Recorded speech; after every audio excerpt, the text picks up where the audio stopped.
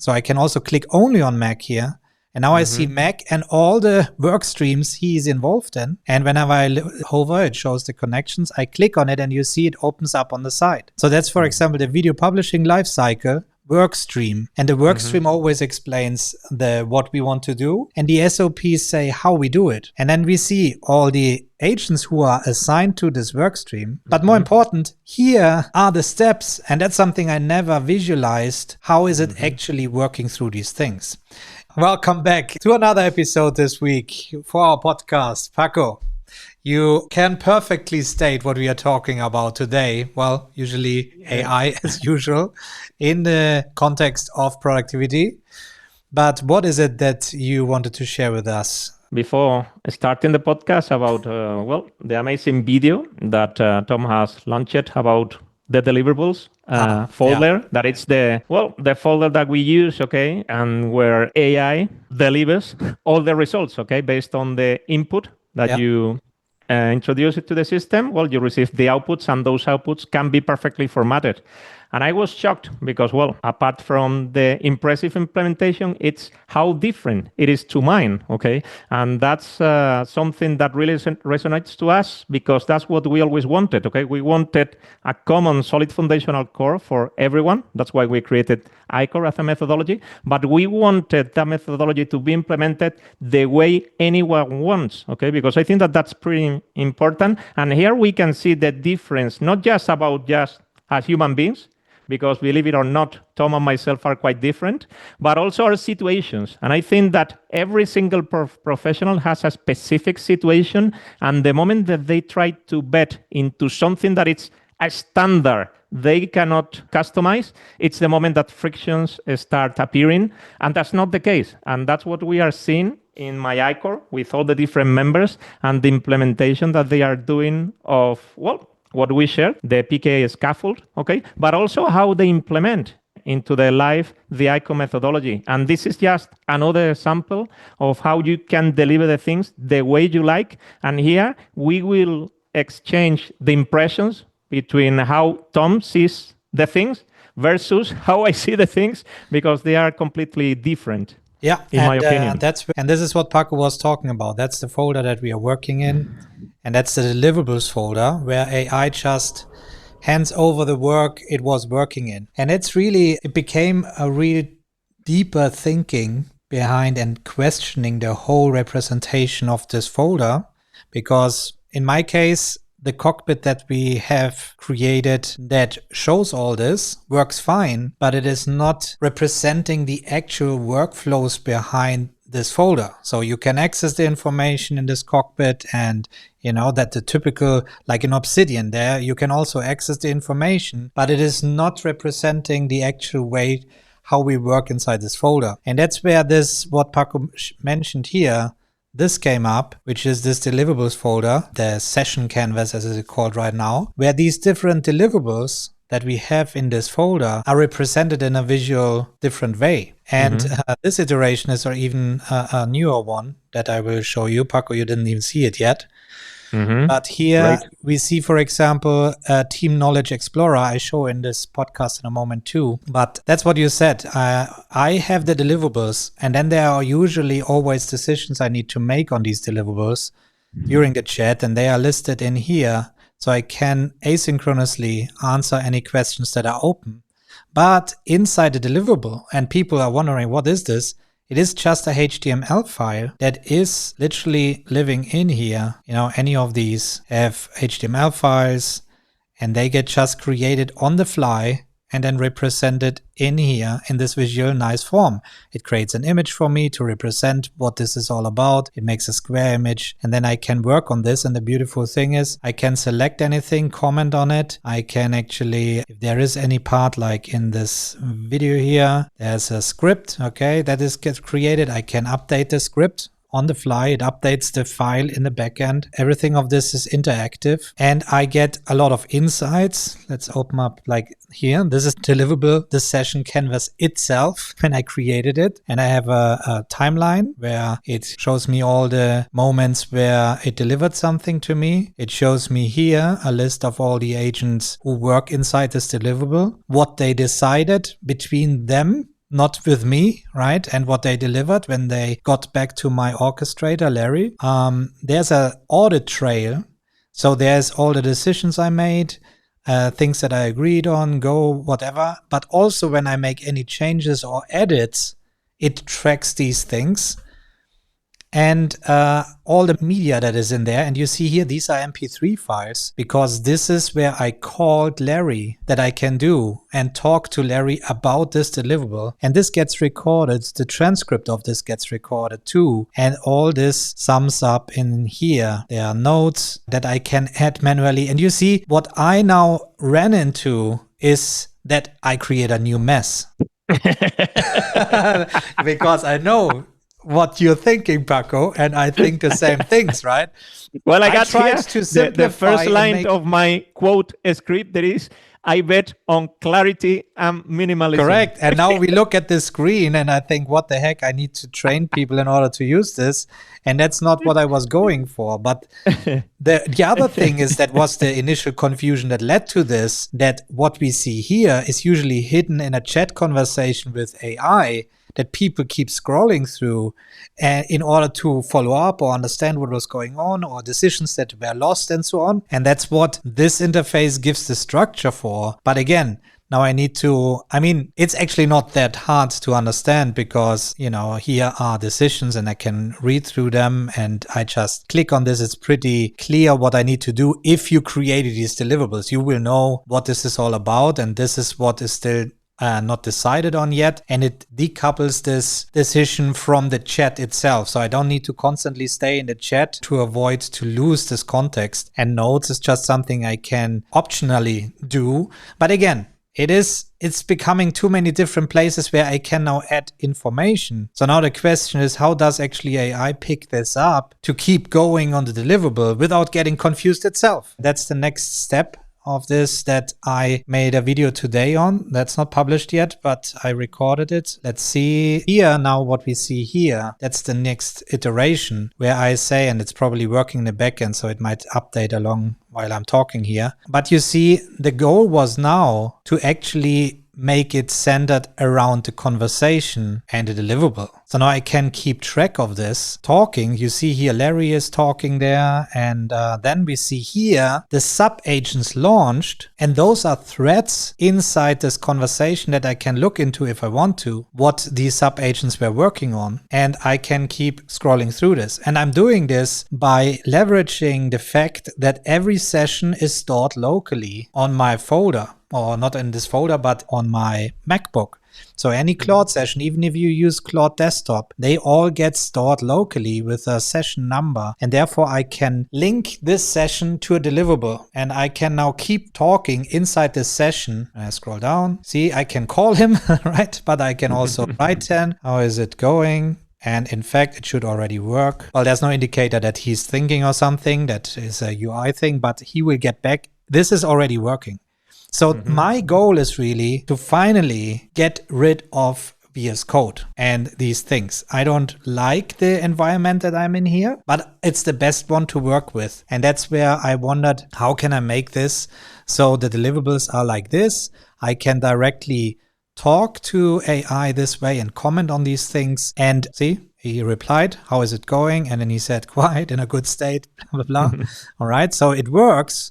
And it works inside this code session. And the most important thing is I'm allowed to use my Claude Max plan for this. And I can also click wide and focus on the session now to have the conversation. So now the thing is what we need to think about in order to make this useful and not just a gimmick is this end-to-end understanding of how I interact with AI. So not every conversation with AI becomes a deliverable. So therefore there is the capture moment where I just start talking, and this can later on be converted into a deliverable. I mean, I'm already strict to have different sessions for different topics that I'm talking on, and that's just best practice in my opinion anyway, because the AI knows what to work on instead of switching topics all the time.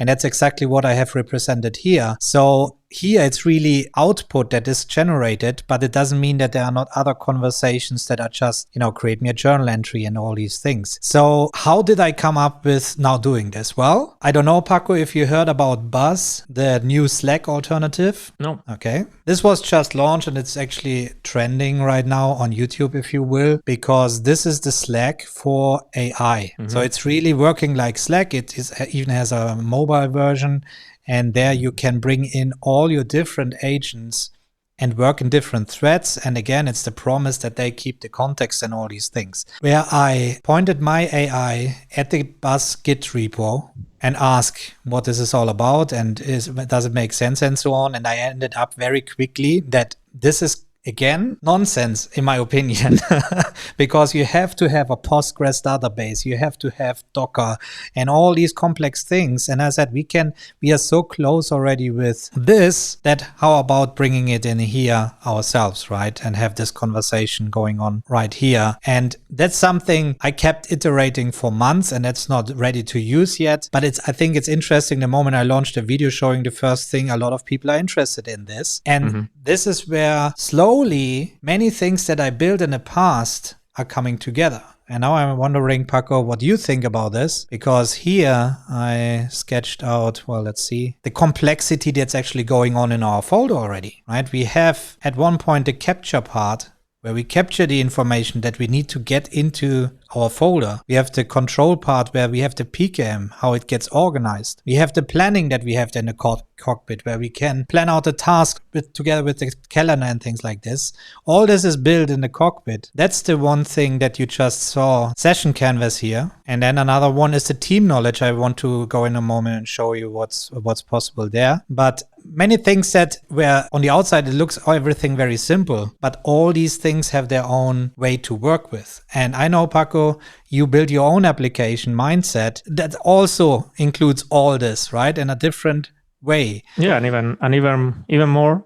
But the thing is that I'm absolutely streamlining things and I'm converging many things. This last weekend was an important one. Talking, for instance, how I approach this. Well, I set some rules in stone for my AI productivity system. And one was that I didn't want to have any button on the front end, okay? I just wanted to interact using the terminal in this case, okay? Because due to many things, that brings a lot of simplicity to the front end, okay? I don't want any button, okay? I just have ordering and that's it, so that I can see the information that it's stored in my system in a different way, okay?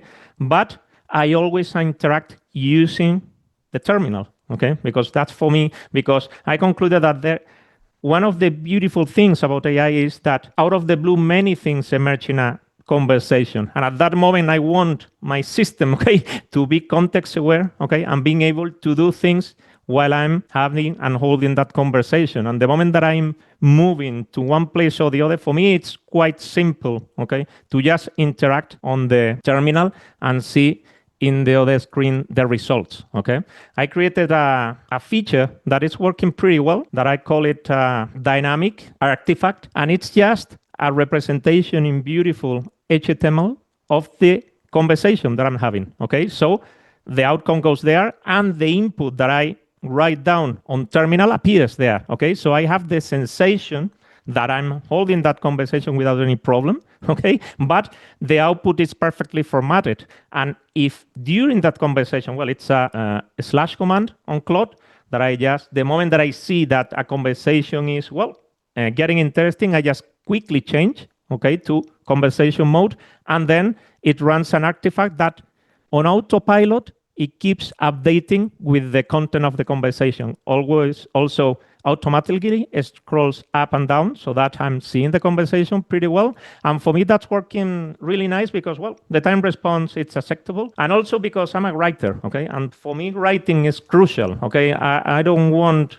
this approach that you have done, for instance, of selecting text for instance, how do I do my editing of my articles? Well, I start reading the articles and I love to have, in this case, I don't even have the terminal, I have my outliner because it's how I think, okay? And that's actually a good point, because, well, it's a shame that we cannot share your screen because you would able to share it, but I'm not able to show you guys still. So we need to compensate this way for, going here. And you just mentioned workstreams, and that's why there's a dedicated thing that is outside of the deliverables, as I realized too that this is not for me the best place to work on my videos, because video creation or any type of workstream has a very specific sequence of steps that I need to do. So therefore they are recurring. So I can build a completely different interface for that than using a random deliverable where I don't know yet where it's going to. Yeah. So I think that's the same that you do with your articles, right? Well, I have a pipeline of different status, a work stream, of different statuses. And depending on that, I do one thing or the other. The thing is that for me, I don't like, for instance, text boxes at all, I hate them. They constrain my thinking, I want to have open canvases to write, That's why I love the outlining experience of Tana, for instance, and that's why I keep using that. If it's a simple text, I keep going on terminal, but the moment that I want to really think, because the thing is that the exact same way I'm writing, I'm thinking about, and to think about for me, as I think, it's like an outliner, and the moment that I see that something gets really complex, I go quickly to Tana and start creating an outline, because for me, an outline perfectly represents how I think, because how I think is I have some ideas, and then I start writing them down, but at any moment I want to go inside a specific idea. And that's something that an outliner allows me to do, because the moment that I go into an idea, I want to get rid of the other ideas and go deeply into that and enter that black canvas, that is, and I'm referring to that, the whole screen,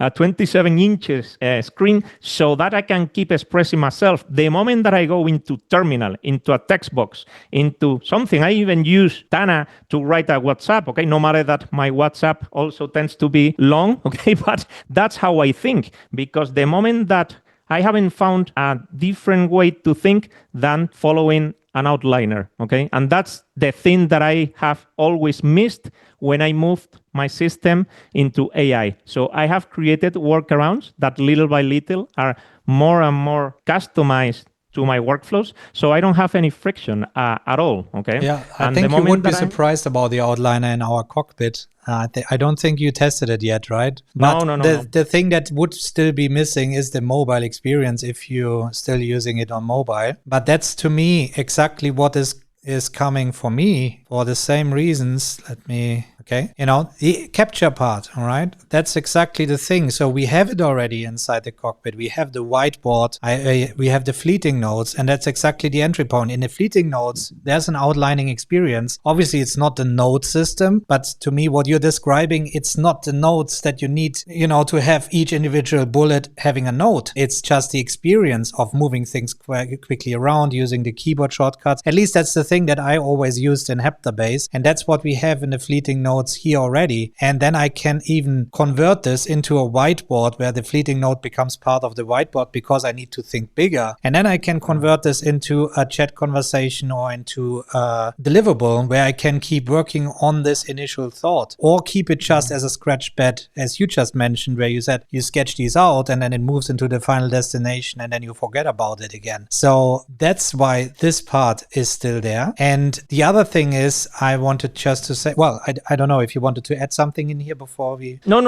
It's just expressing how I have combined, and for me, it's working pretty well, the input through the terminal and the outcome in a way that it's dynamic, Because it's not just about I order something or request something to my AI via the terminal, and then I receive an amazing outcome that is static, or it can be dynamic because it can be an HTML dynamic, but it's not this other workflow that I'm referring to, that it's a conversation, Also, the way we are formatting the conversations are pretty nice, Talking about the type of fonts, how everything is streamlined, center. I can be in focus mode in that screen so that I'm perfectly focused on that area of thinking. And I think that for me, it works, but we always say the same. This is because I think that way. This doesn't mean there's no a right way or wrong way of doing the things here. The moment that we are creating our own productivity systems, because that was something that, I can discuss with someone how he's using a specific tool, okay, because I think that that's not the proper way or that people are missing out in something. But here it's totally different, okay? It's something that people need to decide and choose what's the right choice for them, okay? And I think that that's a beautiful thing that at the end, and I talk also about how I'm handling, I will write an article about that it's how I'm handling the projects right now, because I finally have found a way of really guaranteeing that I'm moving forwards in my projects and I have that overall picture that in my case is quite complicated due to the 4 different businesses that I'm running. And with this approach, for instance, I've been able to do something that I was never able to do, okay? No matter the implementations that we have on ClickUp, on Linear, on Tana, on Todoist, all over the place, even on Sonsama using a planner. It's the first thing in my life that I've been able to combine absolutely everything and deliver it on a front-end experience that really resonates to me, okay? Because it's fully customized, and I understand that that approach cannot work for most of the people, but for me it works, and that's what we want to encourage our people, okay? We give you the solid foundational course so you are able to create whatever you want, and that's what we are seeing in the membership, and people are delivering things that from my perspective are simply amazing, okay? This work in progress that you have just done, it perfectly fits your use case, okay? Because you are manipulating there, I don't know, video scripts and images and all this stuff. I don't manage that. For me, everything is text. So I need to create a system that is text-oriented, okay? And that completely changed the story for me and for anyone who tries to emulate this. We share the things because we consider that these are inspirational things that we can get inspired by watching them, like I did the other day with your weekly review, okay, and your weekly report or whatever the name is, that, well, I got the idea, I got and grabbed 2-3 insights, and with that, I create my own story on my own terms. And I think that that's important, okay? The moment that you create the things on your own terms, and that's what we encourage our people is stop copying and paste what we share and pay attention to the approach, to the insight, to the philosophy behind that, because it's what gives you, completely sure, the inspiration to create something that fits much better your needs, okay? And I think that that's what we are doing here. That makes all the sense. Obviously, I always try when I expand this myPKA to keep our members in mind and make it generalistic and make it as useful as possible for as many as people, because that's what we then share as a starting point again. And this is exactly what I'm working on right here. And another challenge that I see is the team knowledge, right? So the thing is, we shared this in the past in our local folder. When we just open this up again, there we have the deliverables that we just talked about, but there's also a folder called team knowledge. And in here, there are 3 important folders. Well, in mine, there are a bit more things, but in the basic scaffold, there's guidelines, SOPs, and workstreams. And those are telling the team how they work for you. The more you interact with the system, this is the persistent memory that you're building up. So they keep repeating the same quality output that you're used to. And that's exactly when I say now, create me this session canvas. It's out of the box working. It is the incline branding. Everything is according to this thing because it builds on top of all the insights we got, creating mini tools, mini apps, many things in the past that I keep leveraging now. And it literally took, so what I'm sharing here in a moment, 10 minutes. It took the system to build this, okay? Because what I found challenging is understanding what the team knowledge actually represents. So I could open literally this folder inside Obsidian and see now the knowledge graph, how everything is interconnected, but that's about it.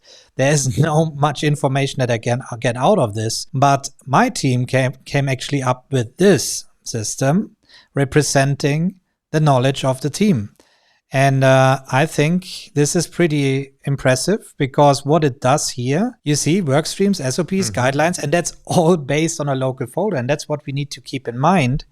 And this is the index view where it's groups by family. So guidelines and then later on SOPs and so on, right? I can click on them. It shows me now, not the content of it yet. It just shows me important information about it. So I'm clicking on this guideline and I see now that this guideline is used in these SOPs. It's governed in and referenced by other guidelines, and how everything is interconnected this way, what work streams are using this guideline.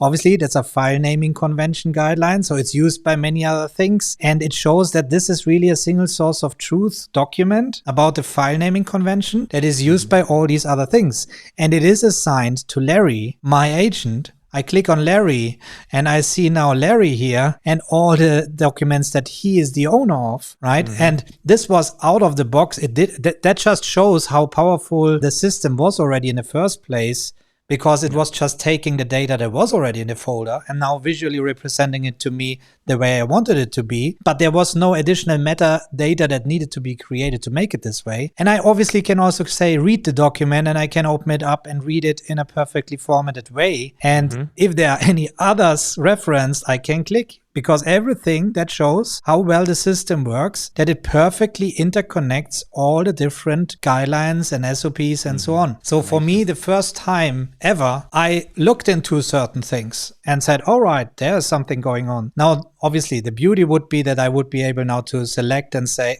hit a comment and say, work on this next time, because the goal would be an asynchronous queue that is queuing up a few things that I want to have, and they have something in common, and then AI picks a group of comments and works on these things, right? But this is just the index view. Now let's go to this one that will sell on a thumbnail, right? This is the graph view. And here again, looks very messy. I can actually click to this and see a bit more streamlined. So there also the dots and so on there might be confusing, but the dark dots are the agents. And I can click on Mac, and now I see all the connected things that Mac is using. So I can also click only on Mac here. And now I see Mac and all the work streams he is involved in. And whenever I hover, it shows the connections. I click on it and you see it opens up on the side. So that's, for example, the video publishing lifecycle work stream. And the work stream always explains what we want to do. And the SOPs say how we do it. And then we see all the agents who are assigned to this work stream. And then again, I could now click on Pixel, and now it opens up Pixel, and he owns this, blah, blah, blah. But more important, here are the steps. And that's something I never visualized. How is it actually working through these things? And this is all interactive. So each step has now assigned agents and guidelines that are all involved in this one step. And then obviously I can click again and read what is this all about inside this thing. And this also leads to the third view that it created. And I just said, give me 3 different views that vastly differently represent the knowledge. And I keep all 3 of them because for many different ways, it's nice to have them. So here, I love this view. I never thought of, because here we see the list of work streams, and on top we see the guidelines and the SOPs. And now I see work streams with these dots that are connected to these guidelines and SOPs. So this means if there is a guideline like the 002, it is part of all these work streams down there. And I love the visual representation. I love that this is a jiggle line and not a straight line. It perfectly uses the branding. But now it goes further. I can click onto the video publishing pipeline, and now it shows me the individual steps of this work stream that I can scroll through to now at least at a glance understand, do they actually do the right things? Because every now and then I see they go off rail. I keep discussing and update your documentation and all these things. And this makes it actually much easier to understand what is actually going off rail. And just at a glance, I realize there's a lot of 111 SOPs, 72 guidelines, and 43 work streams. So to me, this tells me I might need to make a refactoring. I might make to overall review, because it's 1 year of iterations doing things that make confusion inside the team. I'm pretty sure about this, and this could be the first iteration of showing an indicator that there are too many things or whatnot. But I'm amazed by just telling AI, give me a visual representation of this folder, and this just shows how well structured this folder is, that ensures that AI actually interconnects everything properly, and nobody can tell me that this is not worth it compared to using an empty chat and start from scratch talking to your team. I think that the big leap into documentation that we've been living during this last month, it's incredible, okay? I have never found such a an amazing way of documenting all the different things. Everything is up to date, everything is updated, everything is checked out, no matter that it's by the agents or even from time to time from ourselves. And I think that guarantees, okay, that this is a living system where everything is pretty well documented, okay, because it was the suffering in the past, okay, that everything was outdated and then the documentation meant nothing. And now it's just the opposite, okay? Now we finally have a single source of truth to go and visit for any kind of process that we are running. And I think that that's huge because we have no friction at all, okay? But we have the outcomes that we have always wanted and I would say deserved, okay? So that everything can run smoothly. And also it allows us to be completely free of the LLM that we are using. That's another way of seeing this, okay? We are not dependent, no matter that we are fully focused on Claude here on myICOR, but we can use any other LLM at any moment, okay? Because everything is so well documented that any LLM will understand how things should go. And I think that that's beautiful and gives you that sense of freedom that everyone deserves and wants. And it's great. It's great to have these things available nowadays because it's a dream came true. Yeah, 100%. And if Apple actually delivers this M7 Ultra chip and we can start running our good models locally and things like this could become really your own operating system the way that you wanted to build. And well, I'm seeing this as a project like the myPKA operating system, as Cockpit is just not enough. It has too many moving parts. So that's what this will become in the end. But beautiful. It's a standalone thing for yourself, all running locally. How many times I came to the point where I thought maybe now it's the time to use finally a database. How do I explain to others that I'm going now to a database? And I always ended up, there's no need. It works perfectly with this local folder approach. And this is really insane. I'm really shocked how easy these things are. And the thing is that I'm convinced that they will become much easier. As time goes by, things will become even easier and easier. And that's great for the users, okay? Because at the end, they will end up with a system that really helps them without the friction of trying to know, going to the terminal and all this stuff that we understand that for many people is not the perfect way. But well, anyway, the ones who get it are really leveraging what they are doing. And that's what matters the most. The moment that you get used to it, and that's what we teach here, okay, that you can fit into this technical ecosystem because it's not so technical as people may think. But now it's what we have, okay? But little by little, we are seeing how all the companies are moving forward, and this will become something that will pretty well fit into our daily lives without any problem. And as software has always been doing, no? If we compare the current software with the ones that we were using 20 years ago, well, it has nothing to do. And that's what will happen with AI, but even faster. Okay, I think that 5 years from now, it will be insane, the things that we will have, and we will laugh remembering these type of memories. But anyway, we always say the same, that it's a way of really understanding what's coming. Okay, when you have been into the nitty-gritty of the reality that it's behind a system, then